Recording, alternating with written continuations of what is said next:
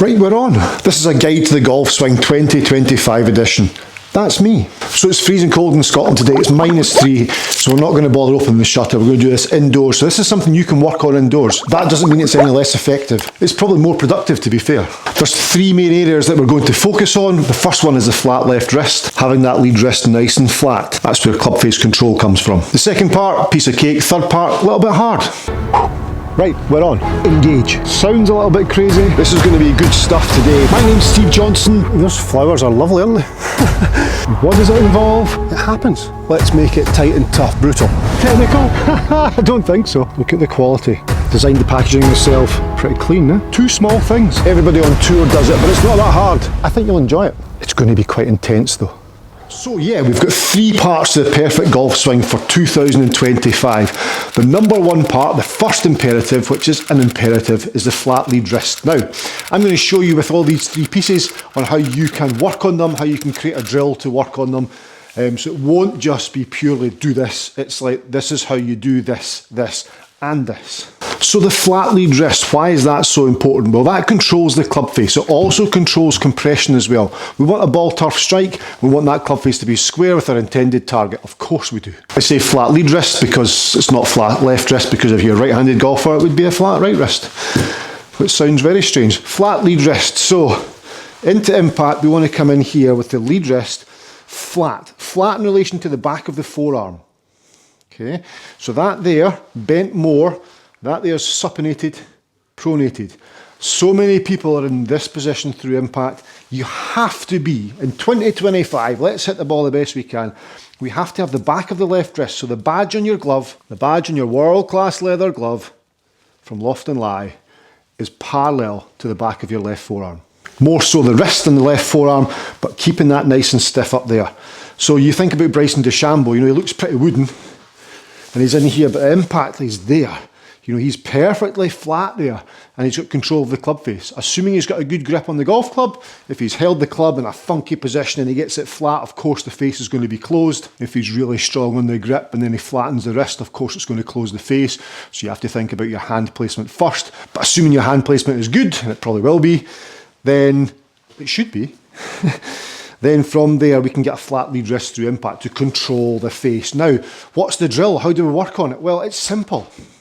Get to the edge of your mat or the surround on your door frame. You can put the club at the bottom of the door frame. I'm going to use the edge of this mat, so there.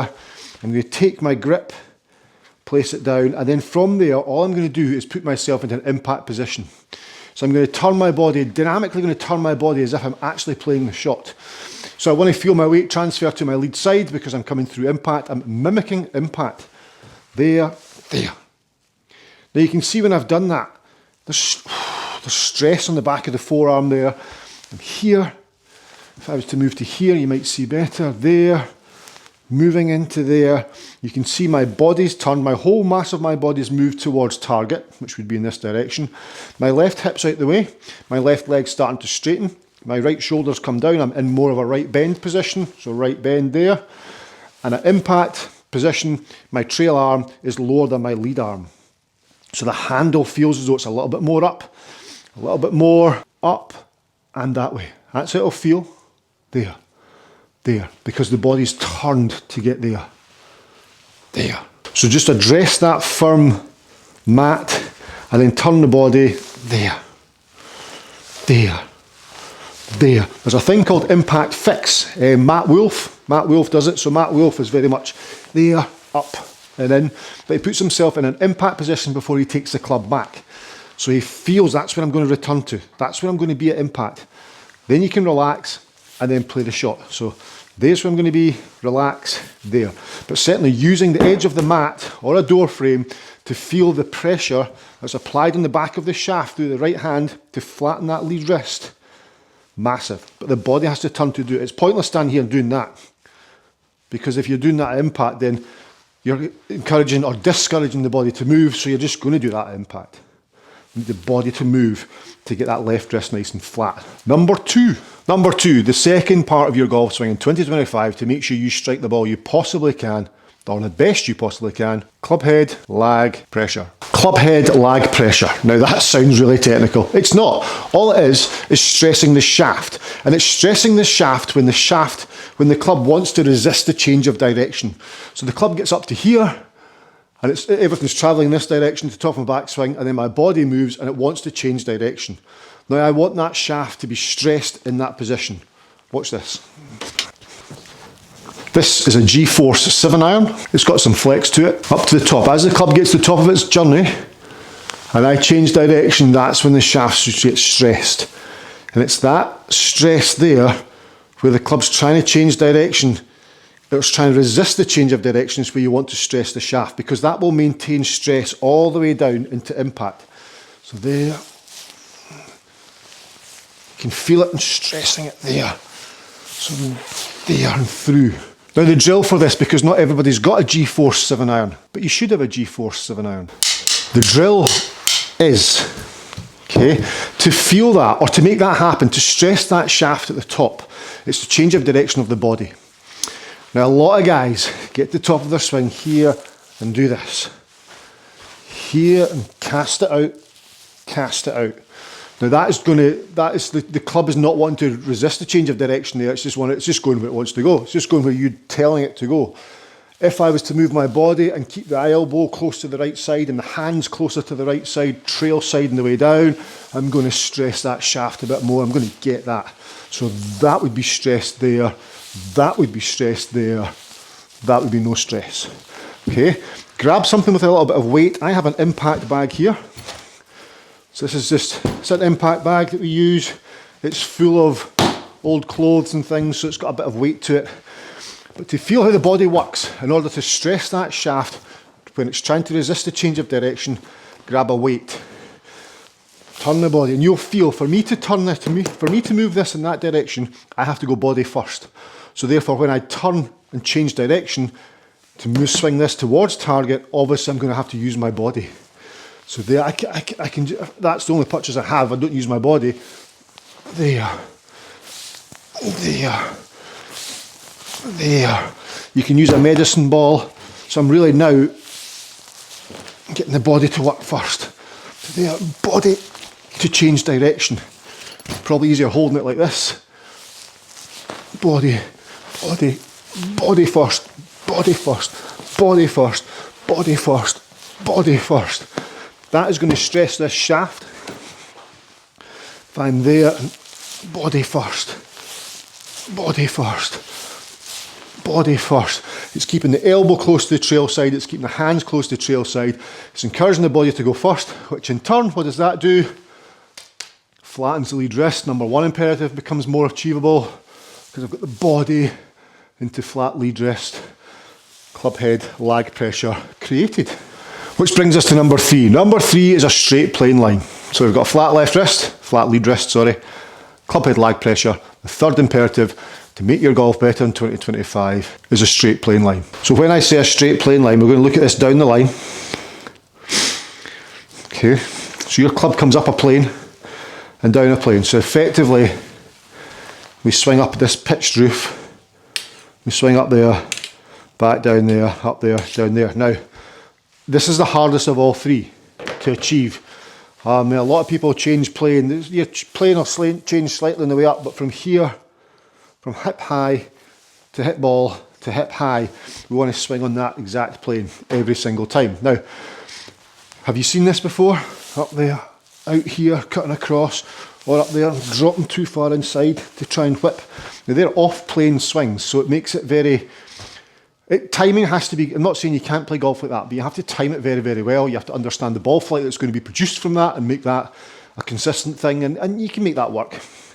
But in 2025, we're changing you guys. So, imagine this is my plane line. This is my ball to target line, so which is the base of the plane. So the plane's at the angle. That's the plane here, so this pitched roof here, that's the plane. And this is the base of the plane. So imagine this is a board here, cool. Base of the plane, which is effectively, for this purpose, our ball to target line. So we're trying a perfectly straight shot here, swinging straight down the target. If I was trying to hit a draw, I would tilt it to the right slightly, left for a fade, but we're going straight down there. So my ball is on top of this. Now, I want to think about my club shaft.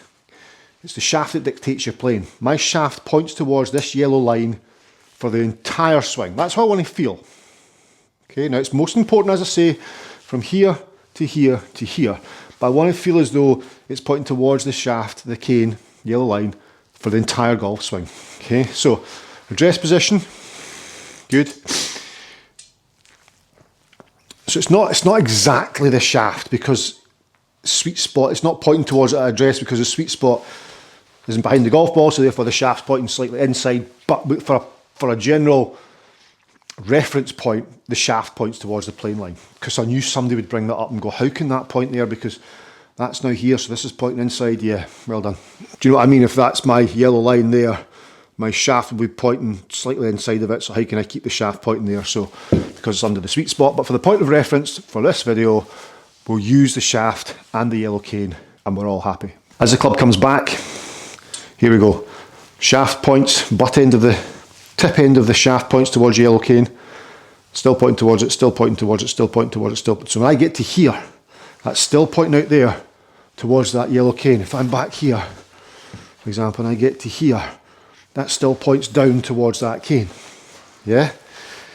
And that's all the way to the top, all the way, all the way, all the way. Now I get to a position here, now it'll point to it there about probably 30 yards further down down the fairway.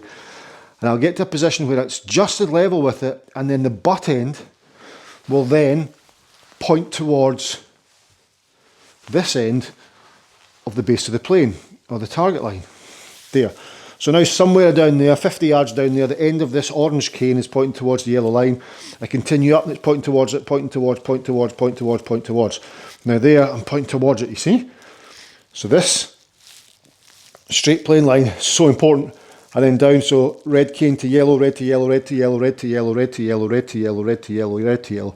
Red still pointing to yellow, and then the tip end of the shaft will take over. So now, boom, shaft to yellow, shaft to yellow, shaft to yellow, shaft to yellow, shaft to yellow, shaft to yellow, shaft to yellow, shaft to yellow, shaft to yellow, shaft to yellow, and through. That is it. That is it. Now, whew. How do we train the body to do that then? That's a great question. There's only one way. Short shots. So if my ball was on top of that there, I would be taking out my wedge, or an 8 iron, anything, and just hitting little soft shots up the range, there, just to get into parallel. So I'm there to there, and then I'm really only working on this end of the shaft, which I can see better. Then as I get up there, I want to make sure the butt end points towards, so I can hit little soft ones, gripping right down. End of shaft, butt end of grip, point toward yellow cane. There, there, there. Then the way through, there. So it's pointing towards it all the way down, and then butt end points towards it. There, there, there, there, there, there. That is the hardest one of all three. But you can see when doing that drill, if I get the body to work first, I'm going to create a little bit of stress on that shaft. I'm also going to be in the flat left wrist position and through. But I would work on 1, 2, then 3. 3 is the hardest. I really hope that's been of value to you. I've actually learnt quite a bit from doing the research behind that. But thanks very much for watching. If you want to improve your driving, check out the video that's on the screen right now. Check out my world-class leather golf gloves and the rest of the range at loftonlie.co.uk, and of course, eurekagolfswing.com. Everything we've mentioned today is incorporated in Eureka Golf Swing. And I'll see you in my next video. Bye-bye.